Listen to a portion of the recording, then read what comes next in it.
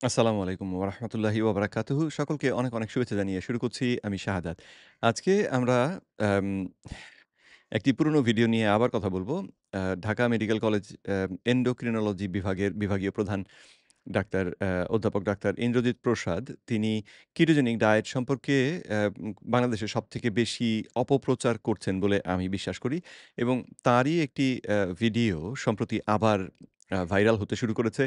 এই ভিডিওটিতে উনার যে কথাগুলো সেগুলোকে আবার বাংলা সাবটাইটেল আকারে যুক্ত করে এই ভিডিওটি প্রকাশ করেছেন এক ভাই। তার নাম হচ্ছে ডাক্তার মর্তুজা শাহরিয়ার।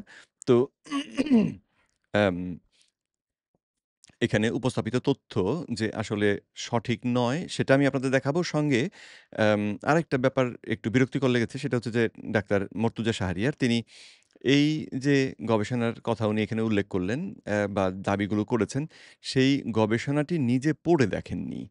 আ উনাকে একজন প্রশ্ন করেছিলেন, মনসুর আলম নামে একজন জিজ্ঞেস করেছিলেন যে, "স্যার যেই রিসার্চের কথা বললেন, স্যার যেই রিসার্চের কথা বললেন, ওইটার সোর্সটা কি ভাই পাওয়া যাবে?" তার জবাবে উনি বলেছেন, "জার্নাল খোঁজা লাগবে।" তার মানে উনি নিজে খুঁজে দেখেননি। এটা কোন স্টাডি উনি জানেন না। শুধু একজন বলেছেন সেজন্যে এ কথাকে সত্য ধরে নিয়ে তিনি প্রচার করতে শুরু করে দিয়েছেন। যাচাই না করেই সত্য হিসেবে প্রচার করতে শুরু করেছেন। যেটা অন্যায়। তো যাই হোক আ এই ভিডিওতে যে দাবিগুলো করা হয়েছে সেই দাবিগুলো আসলে মানে সঠিকভাবে তথ্যটা উপস্থাপন করা হয়নি। যেইভাবে করা হয়েছে সেটা অনৈতিক এবং আম খানিকটা আমার কাছে মনে হয় উদ্দেশ্যপ্রণোদিত আরকি। তো কিটোজেনিক ডায়েট বিষয়ে যেহেতু এই আলোচনা, সুতরাং এই ভিডিওটিকে সমালোচনা করার জন্য আমি একজন যোগ্য ব্যক্তি। কেন? কারণ হচ্ছে আমি Mohammad Shahadat Hossain advanced ketogenic nutrition training সম্পন্ন করেছি আমেরিকান নিউট্রিশন অ্যাসোসিয়েশন থেকে সেই ২০২০ সালে। Advanced ketogenic nutrition training. Advanced কথাটির উপর জোর দিচ্ছি তার কারণ হচ্ছে যে এই ট্রেনিংটির অংশ হিসেবে আমাকে কিটোজেনিক ডায়েট এর বিস্তারিত শিখতে হয়েছে। তো এর একটা ছোট কোর্স আছে। অ্যাডভান্স যদি না হতো তাহলে একটা ছোট কোর্স করা যায়। কিন্তু আমি অ্যাডভান্সড পর্যায়ের যে কোর্সটি করেছিলাম এবং সে কারণে কেটোজেনিক ডায়েট সম্পর্কে একটু বিস্তারিত বা বর্ধিত পরিসরে জানার সুযোগ হয়েছে। তো কেটোজেনিক ডায়েট ব্যবহার করে টাইপ 2 ডায়াবেটিসটাকে সারিয়ে ফেলা সম্ভব এবং আ সারিয়ে ফেলা বলতে এখানে উপশম করা সম্ভব এবং আম সে কারণে বাংলাদেশ থেকে টাইপ 2 ডায়াবেটিসকে নির্মূল করা আমার স্বপ্ন। সেই স্বপ্ন বাস্তবায়নে আমি কাজ করে যাচ্ছি। এই ভিডিওগুলো তারই অংশ। অনেকে মানে যারা আমার কাছ থেকে কেটোজেনিক ডায়েট সম্পর্কে শিক্ষা নিতে আগ্রহী, তারা আমার সঙ্গে যোগাযোগ করতে পারেন। আমি অনলাইনে শিক্ষা দিয়ে থাকি এবং আমার চেম্বারও রয়েছে। চেম্বারে এসেও আমার সঙ্গে দেখা করে আপনারা শিক্ষা নিতে পারেন। আম যদি আমাদের এই আমার শেখানো এই কেটোজেনিক ডায়েট কৌশল কারো জীবনে ব্যবহার করতে চান এবং তাদের চিকিৎসকের সহায়তা প্রয়োজন হয়, তাহলে আমার সঙ্গে কাজ করে আমার ছোট ভাই ডাক্তার সাজ্জাদ। আমরা দুজনে মিলে তখন আপনাকে সাহায্য করতে পারব। তো পরিচয় আমার গেল। এবারে চলুন আমরা আম এই ভিডিওটি নিয়ে খানিকটা কথা বলি। তো যেই ভাই আম এই ভিডিওটি প্রকাশ করেছেন তার প্রোফাইলে গিয়ে দেখলাম যে তিনি একজন ডাক্তার। এমআরসিপি পার্ট 1 পরীক্ষায় পাস করেছেন। আর স্যার সলিমুল্লাহ মেডিকেল কলেজ থেকে পাস করেছিলেন। এখন বর্তমানে তিনি ফেনীতে একটি অ্যাম হাসপাতালে কর্মরত অবস্থায় আছেন। তো আম তার একটি কথা আমার খুব ভালো লেগেছে। তিনি তার যে পেইজের Facebook যে প্রোফাইলের কভার যে ছবি ব্যবহার করেছেন সেটা হচ্ছে এটা। "The final destination is paradise" অর্থাৎ এবং ছবি দেখেও বুঝতে পারি যে উনি অত্যন্ত ধার্মিক একজন মানুষ। নামাজ যে নিয়মিত পড়েন তা উনার মুখ দেখেই বোঝা যাচ্ছে। কপালে সেজদা দেওয়ার কারণে যে দাগ হয় সেই দাগও হয়ে গিয়েছে। তো আম তো উনাকে আমি উনি যেহেতু এই ভিডিওটি বানিয়ে এটিকে প্রচার করছেন এবং তারপরে যাচাই না করেই এটি প্রচার করেছেন, সেই বিষয়টি ধরিয়ে দিয়ে উনাকে একটি কমেন্ট করে সে বিষয়ে জানিয়েছি। যদিও কমেন্টটিতে শুরুতে আমি একটু ভুল করেছিলাম। তারপরে আবার সেটাকে সঠিক করে দিয়েছি। তো উনাকে আমার কাছ থেকে কেটোজেনিক ডায়েট সম্পর্কে যদি শিখতে চান, তাহলে উনাকে আমন্ত্রণ জানিয়েছিলাম। যদিও সেটাতে উনার যে জবাবটা সেটা একটুখানি ওই যে ডাক্তার সুলভ জবাব হয়ে গিয়েছে। ডাক্তারদের অ্যাম আমাদের দেশের ডাক্তাররা তো এই বিশেষ করে ছোট ডাক্তার যারা, তাদের ডাক্তারি পাস করার পরে মনে হয় পাছা ফুল্লা পাউরুটি হয়ে গেছে। তো তারা হঠাৎ করে মনে করেন যে তারা আর মানুষ নাই, একটা অতিমানব বা এই জাতীয় কিছু একটা হয়ে গেছেন। দেবতার পর্যায়ে কেউ চলে গিয়েছেন। তো যে ডাক্তার না, সে তাকে কি করে শেখাবে? তাকে শেখানোর অ্যা দুঃসাহস, এরকম একটি কমেন্ট করেছেন। কনফিডেন্স দেখে ভালো লাগলো ইত্যাদি। যাই হোক, এবং উনার বন্ধুদের মানে ফেসবুকের বন্ধু যাদের আরো কয়েকজন ডাক্তার, তারা আমাকে নিয়ে হাসাহাসি শুরু করে দিয়েছেন। যেটা ডাক্তারদের কাছ থেকে ওই যে পাছা ফুল্লা পাউরুটি হয়ে গিয়েছে বলে এইরকমই আচরণ আমরা দেখতে পাই। তারা বিজ্ঞান বা গবেষণাকেও পাত্তা দেন না যখন আ সেই গবেষণা তাদের যে আম মানে বিজ্ঞান চিকিৎসা বিজ্ঞানের গবেষণাকেও পাত্তা দেন না যখন সেই গবেষণা তাদের যে ধারণা সেই ধারণার বিপরীতে যায়। তো ব্যাপারটি বেশ হাস্যকর আসলে। যাই হোক, উনি যেই ভিডিওটিকে এখানে করেছেন, এই সাবটাইটেল দিয়ে তৈরি করেছেন, সেই ভিডিওটি আসলে প্রকাশিত হয়েছিল এই ২০২৪ সালের ৫ই April health education and promotion নামে যে একটি চ্যানেল রয়েছে সেই চ্যানেলে বা পেইজে। এটা বাংলাদেশ সরকারের স্বাস্থ্য অধিদপ্তর নিয়ন্ত্রিত একটি পেইজ। এই পেইজের মধ্যে ডাক্তার ইন্দ্রজিৎ প্রসাদের একটি দীর্ঘ আম এল ইন্টারভিউ আসলে আলোচনা প্রকাশ করা হয়েছিল এবং এই ভিডিওটি ৫ই এপ্রিল দেয়া হয়েছিল একটি ছোট্ট ক্লিপ আকারে। তো যার কারণে এখানে কনটেক্সট পুরোপুরি পাওয়া যায় না। আ তো আ তাতেই এই ভিডিওটি আরো বেশি কি বলে যে বিভ্রান্তিকর হয়ে দাঁড়িয়েছে। তো চলুন আমরা এই ভিডিওতে উনি কি বলেছেন সে কথাগুলো শুনি এবং তারপরে আ আসলে যেই প্রমাণের উপর ভিত্তি করে এই কথাগুলো তিনি বলেছেন, সেই প্রমাণটাকে দেখিয়ে এই প্রমাণ নিয়ে অন্য গবেষকরা, অন্য আম বিশেষজ্ঞরা কি বলেছেন সেগুলো তাহলে একটু দেখব। আশা করি সেটা দেখলে এই তথ্যগুলো শুনে যারা আম ভয় পেয়ে যাচ্ছেন, ভয় পেয়ে গিয়েছেন, তাদের ভয়টা আশা করি কেটে যাবে। তো চলুন ১ম এ ভিডিওটা দেখি। ২৫,০০০ পেশেন্টকে নিয়ে গবেষণা করা হয়েছে এবং দেখা যাচ্ছে যারা এই কম কার্বোহাইড্রেট খাচ্ছেন, ভাত বা রুটি খাচ্ছেনই না। খাচ্ছেনই না, ভাত রুটি খাচ্ছেন না, শুধুমাত্র ফল খেয়ে, শুধুমাত্র মাছ, মাংস, অ্যা ২ টা ৩ টা ডিম খেয়ে, কেমন? অনেকেই আছে দেখবেন। তো তাদের মধ্যে কিন্তু হৃদরোগে আক্রান্ত হয়ে মৃত্যুর ঝুঁকি বেড়ে যায় কিন্তু ৫২% এবং আ তাদের স্ট্রোক হয়ে মৃত্যুর ঝুঁকি কিন্তু ৫০% বেড়ে যায় এবং তাদের যে খাদ্যনালীতে ক্যান্সার হওয়ার সম্ভাবনা ৩৫% বেড়ে যায়। এই যে তথ্যগুলো এটা কিন্তু আমাদের মানুষজন জানে না। শুধুমাত্র জানে যে এটা খেলে এই খাবারটা বাদ দিলে ডায়াবেটিস কমবে, এই খাবারটা বাদ দিলে ওজন কমবে। কিন্তু এর যে দীর্ঘমেয়াদী জটিলতা সেটা নিয়ে কিন্তু আলোচনা কম হয়। সেজন্য আমরা অনেক সময় বিভ্রান্ত হয়ে আমরা শর্ট টার্ম লাভের জন্য কিন্তু এই ধরনের ডায়েট আমরা প্রলুব্ধ হয়ে পড়ি এবং আল্টিমেটলি এগুলো আসলে জটিলতা কিডনি নষ্ট হয়। দেখা যায় যে প্যানক্রিয়াটাইটিস হচ্ছে, অনেকের অ্যাকিউট কিডনি ইনজুরি হচ্ছে, ক্রিয়েটিনিন বেড়ে যাচ্ছে। এগুলো নিয়ে কিন্তু এসে আমাদের কাছে কিটোঅ্যাসিডোসিস হচ্ছে, সব ওষুধ বন্ধ করে দেয়। এগুলো নিয়ে দেখা যায় যে হাসপাতালে এসে রোগীরা ভর্তি ভর্তি হচ্ছে। হচ্ছে। তো শুনলেন অনেকগুলো দাবি। তো শুরু থেকে একটা করে আসি। আরেকবার আপনাদেরকে হাইলাইট করিয়ে যে কোথায় আমার আপত্তি, কোথায় আমাদের মনে রাখতে হবে। ২০,০০০ পেশেন্টকে নিয়ে গবেষণা করা হয়েছে এবং দেখা যাচ্ছে যারা এই কম কার্বোহাইড্রেট প্রথমত ২৫,০০০ পেশেন্টকে নিয়ে গবেষণা করা হয়েছে। কথাটা শুনে আপনার কাছে মনে হবে যে এই গবেষণায় এই রোগীদেরকে বোধহয় একত্রে নিয়ে তারপরে গবেষণাটি পরিচালনা করা হয়েছে। ব্যাপারটা কিন্তু মোটেও তা না। এটি ছিল একটি সমীক্ষা ভিত্তিক গবেষণা। এনহেইন্স যে ডেটা সেট রয়েছে সেখান থেকে কিছু লোকের তথ্যকে তুলে নেয়া হয়েছিল। আম এরা যে রোগী তাও নন। এদের তথ্য জাস্ট তুলে নিয়ে তারপরে স্ট্যাটিস্টিক্যালি এনালাইসিস করা হয়েছিল। তো ১ম প্রশ্ন তাহলে গেল যে এরা রোগী ছিলেন তা নয়। হুম? খাচ্ছেন, ভাত বা রুটি খাচ্ছেনই না। খাচ্ছেনই না, ভাত রুটি খাচ্ছেন না, শুধুমাত্র ফল খেয়ে, শুধুমাত্র মাছ, মাংস, অ্যা ২ টা ৩ টা ডিম খেয়ে, কেমন? অনেকে এখানে তিনি দাবি করলেন যে এরা ভাত-রুটি খাচ্ছেনই না। আমরা গবেষণাপত্রটা একটু পরে দেখব এবং সেটাতে বোঝার চেষ্টা করব তারা কি আসলে ভাত-রুটি খাচ্ছিলেনই না? নাকি অ্যাম তারা আসলে যথেষ্ট পরিমাণেই বা আসলে বিশাল পরিমাণেই এগুলো খাচ্ছিলেন। এই বিষয়টা একটু দেখব। তো আমি দাবি করছি যে উনি এই যে ভাত-রুটি খাচ্ছিলেনই না বা সাংঘাতিকভাবে কমিয়ে ফেলেছিলেন এরকম একটা যে ধারণা আমাদের দিচ্ছেন, এই ধারণাটা সঠিক নয়। তারপরে আছে দেখবেন। তো তাদের মধ্যে কিন্তু হৃদরোগে আক্রান্ত হয়ে মৃত্যুর ঝুঁকি বেড়ে যায় কিন্তু ৫২% এবং আ তাদের স্ট্রোক হয়ে মৃত্যুর ঝুঁকি কিন্তু ৫০% বেড়ে যায় এবং তাদের যে খাদ্যনালীতে ক্যান্সার হওয়ার সম্ভাবনা ৩৫% বেড়ে যায়। এই যে তথ্য এই গবেষণায় যে গবেষণাটির কথা উনি ব্যবহার করেছেন, সেই গবেষণাতে গবেষকরা এইরকম উপাত্ত দাবি করেছেন, এরকম পেয়েছেন বলে দাবি করেছেন।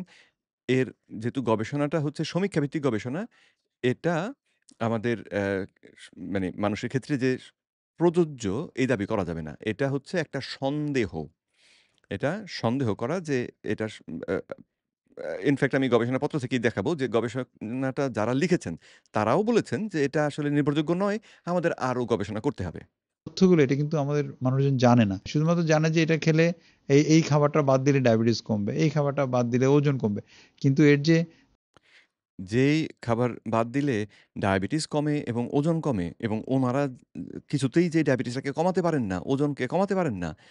তো ডায়াবেটিস কমলে, ওজন কমলে ওনারাও স্বীকার করেন যে মানুষের ঝুঁকি কমে।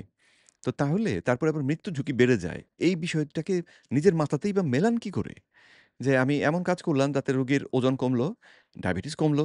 যেই দুটোকেই বলা হয় যে যদি আপনি দীর্ঘজীবন চান তাহলে আপনার ওজন কম রাখতে হবে, আপনার ডায়াবেটিস নিয়ন্ত্রণে রাখতে হবে। তো তাহলে ডায়েট করে সেটাই হলো। তারপরেও আপনি আগে মরে যাবেন। আপনার মৃত্যু ঝুঁকি বেড়ে যাবে। কেন? আম আচ্ছা, এটা একটা বিষয়। দীর্ঘমেয়াদী জটিলতা সেটা নিয়ে কিন্তু আলোচনা কম হয়। দীর্ঘমেয়াদী জটিলতা তো স্বল্পমেয়াদী জটিলতা থেকে শুরু হয়। আমার অ্যাম ডায়াবেটিস যেমন ১ম এ ইনসুলিন রেজিস্ট্যান্স বাড়তে একসময় গিয়ে ডায়াবেটিস। তাই না? তো ছোট থেকে শুরু হয় তারপরে একসময় গিয়ে বড় সমস্যা হয়।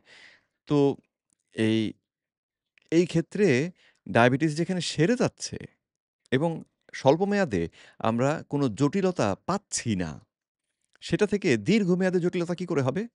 অর্থাৎ জিনিসটা ছোট সমস্যা একটা দেখলে আমরা আশা করতে পারি যে তাহলে সময়ের সঙ্গে, সঙ্গে সমস্যাটা হয়তো বড় হয়ে আরো বড় সমস্যা হবে।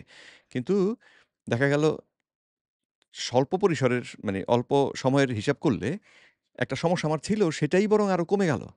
সেই সমস্যাটাকেই বরং সমাধান করে ফেলা গেল। ওজন কমে গেল, ডায়াবেটিস সারিয়ে ফেলা গেল। তো তাহলে সমস্যা তো এখানে দেখতে পাচ্ছি না। তাহলে কোনো ছোট সমস্যা নাই যেটা পরবর্তীতে বড় হইতে পারে। অথচ পরবর্তীতে ডায়েটের কারণেই সমস্যা হয়ে যাবে। এই কথাটি বিশ্বাস করাটাও বোকামি। তো যাই হোক চলুন বাকি কথাগুলো শুনি। সেজন্য আমরা অনেক সময় বিভ্রান্ত হয়ে আমরা শর্ট টার্ম লাভের জন্য কিন্তু এই ধরনের ডায়েট আমরা প্রলুব্ধ হয়ে পড়ি এবং আল্টিমেটলি এগুলো আসলে জটিলতা কিডনি নষ্ট হয়। দেখা কিডনি নষ্ট হয়। কেটোজেনিক ডায়েট সম্পর্কে যদি একটু লেখাপড়া কেউ করেন তাহলে দেখবেন কেটোজেনিক ডায়েট ব্যবহার করে কিডনি ভালোর দিকে যায়।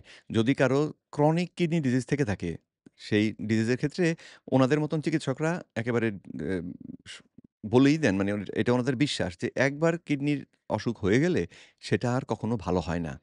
কিন্তু কিটোজেনিক ডায়েট ব্যবহার করে বা লো কার্বোহাইড্রেট ডায়েট ব্যবহার করেও দেখা গিয়েছে যে কিডনি যদি ধরুন স্টেজ 2 তে থাকে সেখান থেকে ভালো হয়ে স্টেজ 1 এর দিকে উঠে গিয়েছে। তার মানে কিডনি অসুখ ভালো হতে শুরু করেছে কিটোজেনিক ডায়েট ব্যবহার করে। এরকম প্রমাণ আছে। তো ওনারা বলছেন তারপরেও এটা খারাপ হবে। যায় যে প্যানক্রিয়াটাইটিস হচ্ছে অনেকের প্যানক্রিয়াটাইটিস হচ্ছে।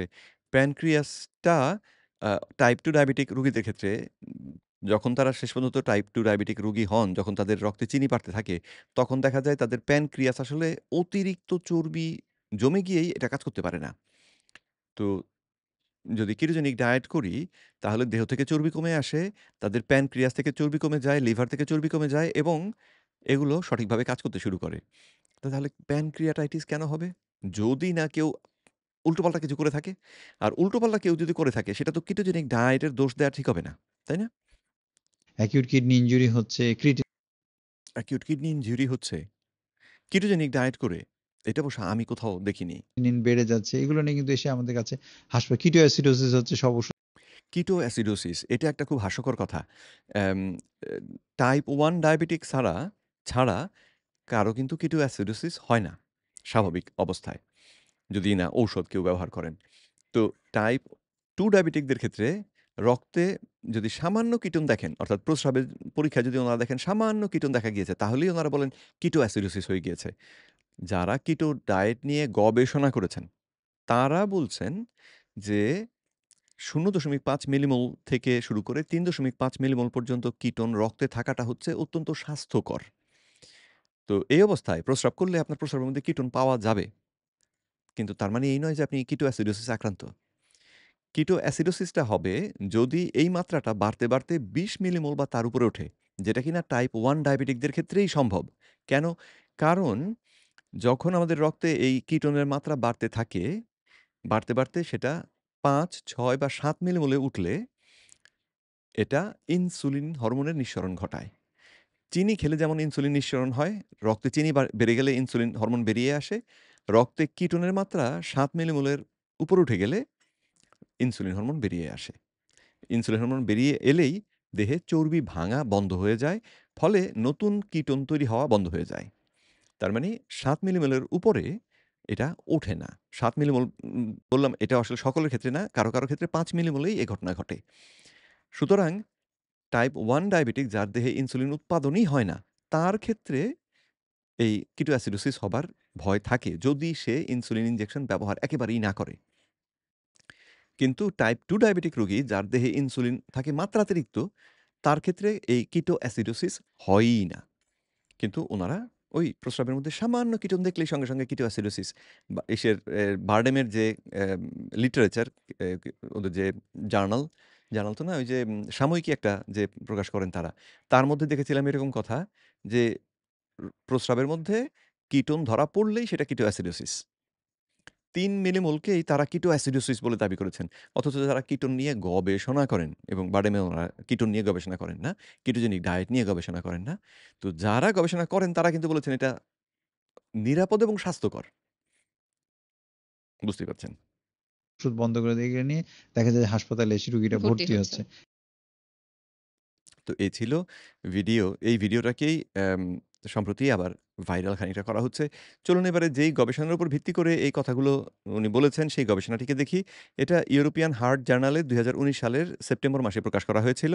নাম ছিল lower carbohydrate diets and all cause and cause specific mortality, a population based cohort study and pooling of prospective studies. তো মোহসেন মাজিদি এবং মেশিয়ে বানাখ আ এইরকম বেশ কয়েকজন লেখক এটাতে ছিলেন। তো আ সংক্ষিপ্ত রূপে এখানে যে দেয়া আছে সেখানে তিনি যে দাবিগুলো করলেন, সেই কথাগুলোই বলা হয়েছে যে ওনারা national health nutrition examination survey NHANES এর ১৯৯৯ থেকে ২০১০ সালের মধ্যে সংগৃহীত উপাত্ত ব্যবহার করে আম স্ট্যাটিস্টিক্যাল কিছু কৌশল ব্যবহার করে বোঝার চেষ্টা করছিলেন যে খাদ্য কতটা শর্করা খাওয়ার সঙ্গে এই আম কারণগত মৃত্যু এবং কারণ ছাড়া মৃত্যু যেটা আরকি, একটা নির্দিষ্ট কারণে মৃত্যু এবং সব ধরনের কারণ মিলিয়ে যেটা মৃত্যু সেটাকে আমি কারণ ছাড়া মৃত্যু বলছি। কারণ ছাড়া বলা ঠিক হবে না। সব কারণে মৃত্যু এবং বিশেষ একটা নির্দিষ্ট কারণে মৃত্যু এই বিষয়ে তারা সম্পর্ক খোঁজার চেষ্টা করছেন যে কার্বোহাইড্রেটের খাওয়ার সঙ্গে কোনো সম্পর্ক আছে কিনা। তো উনারা দাবি করেছেন লোয়ার কার্বোহাইড্রেট ডায়েট, উনারা যে স্পেসিফিক্যালি লো কার্বোহাইড্রেট তাও দাবি করছেন না আসলে। কারণ লো কার্বোহাইড্রেটের একটা সংজ্ঞা আছে। সংজ্ঞাটি হচ্ছে যদি কেউ দৈনিক ২৬% এর থেকে কম শর্করা খায়, তার দৈনিক যে ক্যালোরি খায় টোটাল তার হিসেব ধরে ২৬% এর কম, যেটা ওজনে আসে ১৩০ গ্রামের থেকে কম শর্করা খায় প্রতিদিন, তাহলে সেই মানুষটাকে বলা হবে যে তিনি সীমিত শর্করাভিত্তিক খাদ্যাভ্যাস করছেন। আর কিটোজেনিক ডায়েট বলা হবে যদি কেউ সর্বোচ্চ দৈনিক ৫০ গ্রাম কার্বোহাইড্রেট খান। তবে অ্যাম প্রেসক্রিপশন গ্রেড কিটোজেনিক ডায়েট যেটাকে বলা হয় প্রফেসর এরিক ওয়েস্টম্যান যেটাকে বলেন, অর্থাৎ অত্যন্ত শক্তিশালী নিশ্চিতভাবে কিটোজেনিক ডায়েট হবে যদি কেউ দৈনিক ২০ গ্রামের বেশি শর্করা না খায়। মোট ২০ গ্রামের বেশি শর্করা না খেলে সেটা আসলে প্রেসক্রিপশন এর মতন শক্তিশালী কিটোজেনিক ডায়েট। ৫০ গ্রাম খেলে সেটা কিটোজেনিক ডায়েট যেটা কারো জন্য কাজ করতেও পারে, কারো জন্য অত হয়তো শক্তিশালীভাবে কাজ করবে না। আর ১৩০ গ্রাম বা তার থেকে কম শর্করা খেলে অর্থাৎ সর্বোচ্চ ১৩০ গ্রাম শর্করা যদি কেউ দৈনিক খান, তাকে বলা হবে সীমিত শর্করাভিত্তিক খাদ্য অভ্যাস। তো আ এইখানে উনারা যেটা করেছেন সেটা হচ্ছে যে এই সার্ভের যে উপাত্ত, সেই উপাত্ত নিয়ে তাহলে বুঝতে পারছেন যে কোনো আসল মানুষকে নিয়ে গবেষণা করা হয়নি। তাদের যে উপাত্ত সংগ্রহ করা হয়েছিল, সেই সংগৃহীত উপাত্তকে নিয়ে উনারা গাণিতিক কৌশল ব্যবহার করে সিদ্ধান্তে পৌঁছাবার চেষ্টা করেছেন। তো উনারা ২৪,৮২৫ জন পার্টিসিপেন্ট এর উপাত্ত নিয়ে কাজ করেছেন। তাদেরকে ৪ টি দলে ভাগ করেছিলেন। যে শর্করা খায় কে কতটা তার উপরে মানে এই যে তাদের সম্পর্কে যে তথ্য সংগ্রহ করা হচ্ছিল, সেখানে কে কতটা শর্করা খাচ্ছে এই তথ্যের উপর ভিত্তি করে ৪ টি দলে তাদেরকে ভাগ করা হয় এবং দেখা যায় যে সর্বোচ্চ দল যারা এবং সর্বনিম্ন দল যারা, এই ২ দলের মধ্যে সর্বনিম্ন দলের মধ্যে মৃত্যুর ঝুঁকি বেশি দেখা গিয়েছে। যারা সর্বনিম্ন মাত্রায় কার্বোহাইড্রেট খাচ্ছিলেন, এই এম ডেটাতে তারা আম আ এই যে মৃত্যুর ঝুঁকি তাদের বেড়ে গিয়েছিল যে আম এই যে ৩২% ছিল কার্ডিওভাস্কুলার না ৩২ হচ্ছে ওভারঅল রিস্ক। আগে থেকে পড়ে আসি তাহলে বুঝতে সহজ হবে। After adjustments, participants with the lowest carbohydrate intake, quartile 4 of LCD, অর্থাৎ অ্যাডজাস্টমেন্টের পরে যারা সবথেকে কম শর্করা খেয়েছেন ওনাদের এই ৪ টে দলের মধ্যে, এটা যে সীমিত শর্করা ভিত্তিক তা কিন্তু নয়। ওনাদের এই ৪ টে দলের মধ্যে সবথেকে কম যারা খেয়েছেন, had the highest risk of overall মানে সমস্ত কারণে মৃত্যু তাদের ক্ষেত্রে ৩২% বেড়েছে। কার্ডিওভাস্কুলার ডিজিজ ৫০% বেড়েছিল। সেরেব্রোভাস্কুলার ডিজিজে ৫১% বেড়েছিল। উনি বোধহয় বলেছিলেন ৫৫% কিন্তু আসলে দেখা যাচ্ছে ৫১% স্ট্রোকজনিত কারণে মৃত্যু যেটা। এবং ক্যান্সার বেড়েছিল ৩৬%। ক্যান্সারজনিত মৃত্যু ৩৬% বলে তারা এখানে দাবি করেছেন। অ্যাম তো এইবারে এবং এই গবেষণায় তারা আরো দাবি করেছেন যে যারা ওজন কম ছিল তাদের মধ্যে মৃত্যু হয়েছে বেশি এবং যাদের ওজন বেশি ছিল তাদের মধ্যে মৃত্যু হয়েছে আরো কম। অ্যা প্রায় অর্ধেক, অর্ধেকেরও কম। ৪৮% ছিল ওজন যাদের কম, তাদের মধ্যে মৃত্যুর ঝুঁকি। আর যারা এই obese তাদের মধ্যে মৃত্যুর ঝুঁকি ছিল কম। এই তথ্যটাও বেশ ইন্টারেস্টিং, তাই না? ওজন যাদের কম থাকে তাদেরকে তো সাধারণত বলা হয় যে এরা নিরাপদ। ওজন যাদের বেশি তারাই বিপদের মধ্যে বেশি। অথচ এই গবেষণা দাবি করেছে যে এ যারা এই যে সীমিত শর্করার সঙ্গে খাওয়ার সঙ্গে অ্যাম যারা নন ওবিস তাদের মৃত্যু ঝুঁকি বরং বাড়তে দেখা গিয়েছে। আর যারা ওবিস তাদের মৃত্যু ঝুঁকি তুলনামূলকভাবে কম বাড়তে দেখা গিয়েছে। তো যাই হোক তারা তারপরে তাদের তাদেরই উপসংহারে যে কথাগুলো বলেছেন যেটা আমি আপনাদেরকে এখন পড়ে শোনাবো। আশা করি সেটা ইনফেক্ট বাংলা করে দেখাই আপনাদের। তাহলে আ আ আমাকে আর দুবার অনুবাদ করতে হবে না। বাংলাতে করো বাবা। হ্যাঁ, পেয়েছি। উপসংহার। উনারা বলেছেন, "আমাদের গবেষণায় একটি প্রতিষ্ঠিত কোহর্টের নতুন বিশ্লেষণ এবং পূর্ববর্তী কোহর্ট গবেষণাগুলোকে একত্রিত করে এবং কারণ অ্যা একত্রিত করে সামগ্রিক এবং কারণ নির্দিষ্ট মৃত্যুর সাথে লো কার্বোহাইড্রেট ডায়েট এর সম্ভাব্য প্রতিকূল সংযোগের পরামর্শ দেওয়া হয়েছে।" সম্ভাব্য প্রতিকূল সংযোগের সম্পর্কে তো উনারা একটা ধারণা দেয়ার চেষ্টা করেছেন।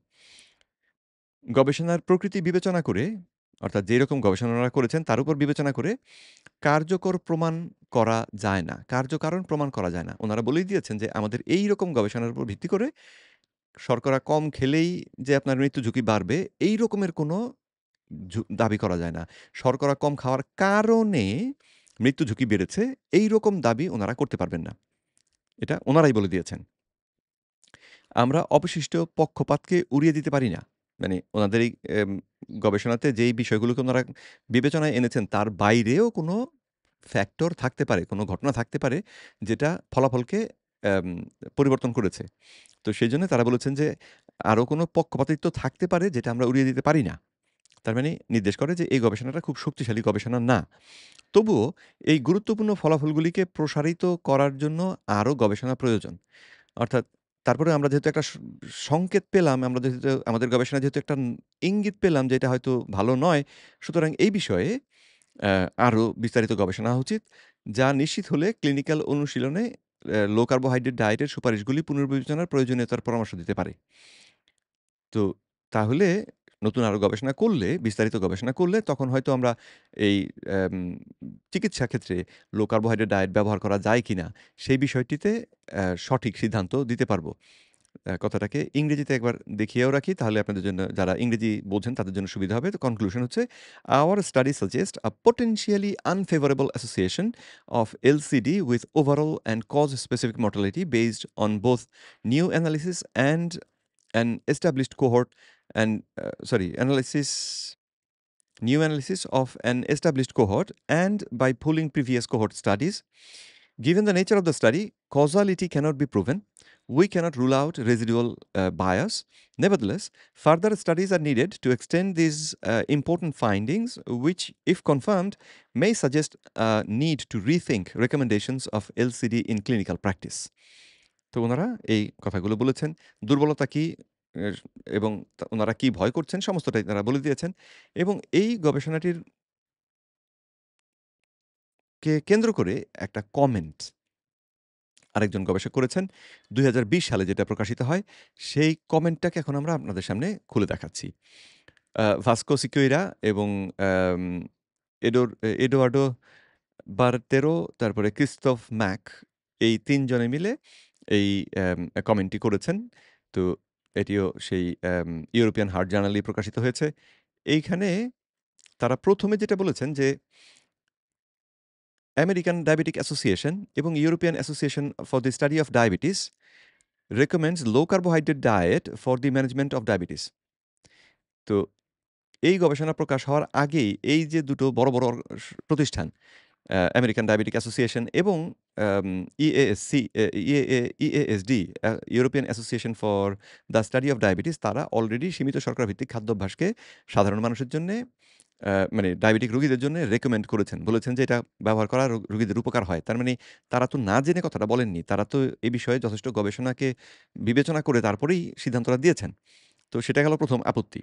লো carbohydrate diets defined as diets limiting carbohydrate intake below 26% of total daily energy intake, improved blood glucose levels in patients with diabetes, while moderate carbohydrate restriction had no added value.